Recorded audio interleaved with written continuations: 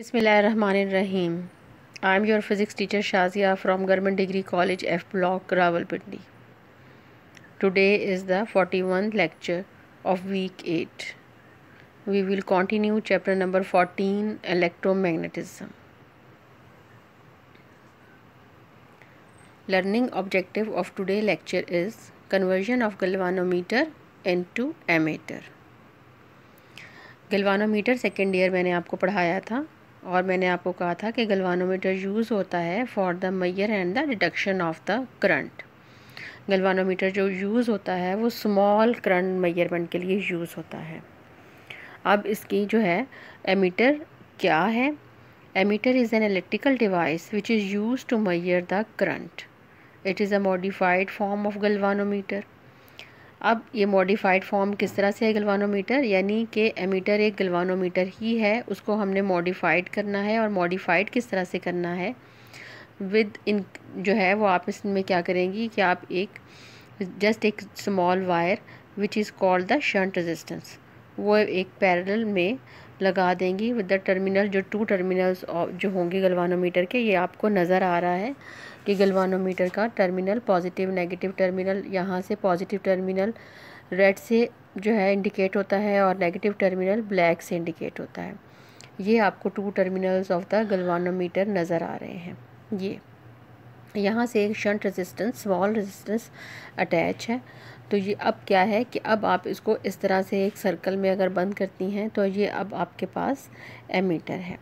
जब आप इसको इस तरह से देखती हैं, आपको पता है कि जब कोई भी रेजिस्टेंस, जैसे अगर सपोज करें कि अगर ये करंट पास हो रहा है थ्रू द गलवानोमीटर, ये गलवानोमीटर से करंट पास हो रहा है, इसकी डायरेक्शन ये है, तो ये गलवानोमीटर आपको फुल स्केल डिफ्लेक्शन देगा।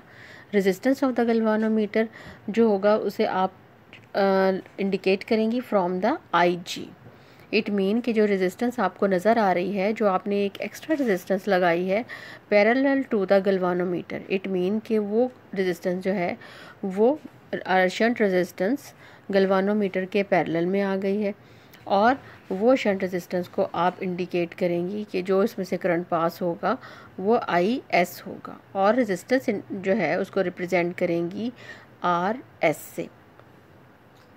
ये अब आपको किस तरह से है कि उसने कहा कि ये आपको किस तरह से इंक्रीज़ होगा, किस तरह से आपने इसको सर्किट में लगाना है। The portion of the galvanometer whose motion causes the needle of the device to move across the scale is usually known as the meter movement.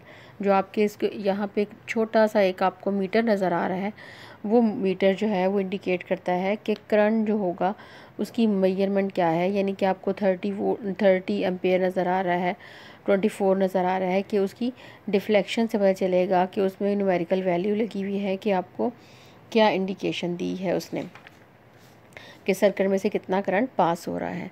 अब उसमें ये है कि जब आपने एक रेजिस्टेंस इसमें पैरेलल लगा दिया, then the shunt resistance provide an other path of for flow of current. The value of the shunt resistance is so adjusted that the current which gave the full scale deflection passed through the galvanometer and remaining current passed through the shunt resistance। जैसे मैंने आपको बताया कि आपको जो है full scale deflection आपको मिलेगी when the current pass through the galvanometer and the आपने इसको एक और पाथ दे दिया कि शंट रेजिस्टेंस लगाकर।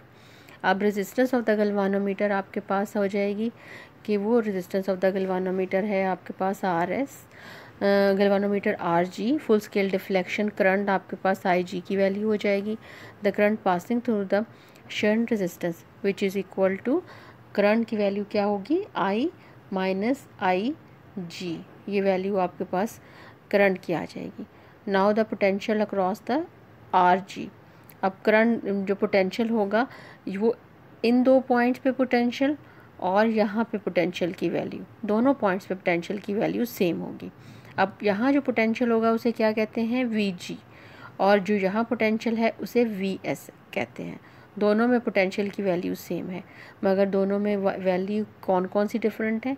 उसमें रेजिस्टेंस की वैल्यू डिफरेंट है, उसमें करंट की वैल्यू डिफरेंट है। तो ये एक छोटी सी डेरिवेशन है इसमें। ये देख लें कि V की वैल्यू जो है वो आपके पास IG और G, आप इसको G से भी रिप्रेजेंट कर सकती हैं। G इसने कैपिटल जो है वो इसलिए लगाया है कि RG resistance of the galvanometer के पॉइंट ऑफ व्यू से। और फिर इसमें उन्होंने शंट की वैल्यू लगा दी है कि अगर आप इसमें से वैल्यूज़ नोट करती हैं, किस तरह से वैल्यू नोट करेंगी कि आपके पास जो होगा वो VG is equal to the VS, ये इस तरह से वैल्यू आएगी। और फिर जो वैल्यू आएगी वो किस तरह से होगी कि वैल्यू है I माइनस IG, ये I माइनस IG की वैल्यू आ गई और इसको आप मल्टीप्लाई कर देंगी RS। ये IG माइनस IG करंट जो है वो शंट रेजिस्टर में से पास हो रहा है, तो विच इज़ इक्वल टू, ये किसके इक्वल होगा, ये इक्वल होगा IG एंड RG। जब इसको आप इक्वेशन को अरेंज कर लेंगी, बहुत सिंपल सी इक्वेशन है, इसको आप अरेंज कर लेंगी तो आपके पास रेजिस्टेंस की वैल्यू आ जाएगी जो शंट रेजिस्टेंस होगा IG RG। एंड ये देखें ये वैल्यू आपको नज़र आ रही है, ये शंट रेजिस्टेंस की वैल्यू RS से इंडिकेट कर सकती हैं, यहाँ पे उन्होंने RS से इंडिकेट करेंगी और यहाँ उन्होंने वैल्यू जो इंडिकेट की है वो S से इंडिकेट की हुई है, is equal to IG RG divided by I minus IG। अब क्या है कि जब आपने गैल्वानोमीटर को एमीटर में चेंज किया है सेकेंड ईयर, तो इसमें आपने एक शंट रेजिस्टेंस पैरेलल में लगाया है, मगर जब भी आपने गैल्वानोमीटर को एमीटर को यूज़ करना है तो तब आपने एमीटर को उस सीरीज़ में लगाना है। The value of the shunt resistance is very small. We can use a copper wire for this purpose, which should be connected in parallel across the galvanometer. In order to increase the range of the galvanometer, should be decrease. अब आपके पास ये value इस तरह से आ गई है। अब उन्होंने कहा है if an emitter is connected in parallel to a circuit, अगर सपोज करें कि वो कह रहे हैं कि अगर आपको ऑप्शन दी जाए कि आप एक एमीटर को पैरेलल लगा दें तो फिर क्या होगा, it is likely to be damaged due to excess of current. जिस करंट को हमने एक्स्ट्रा पाथ दिया है उस करंट को अगर एक्स्ट्रा पाथ नहीं देंगे तो आपके पास जो है वो सर्किट ही डैमेज हो जाएगा। सेकेंड ईयर ये हमारे पास एक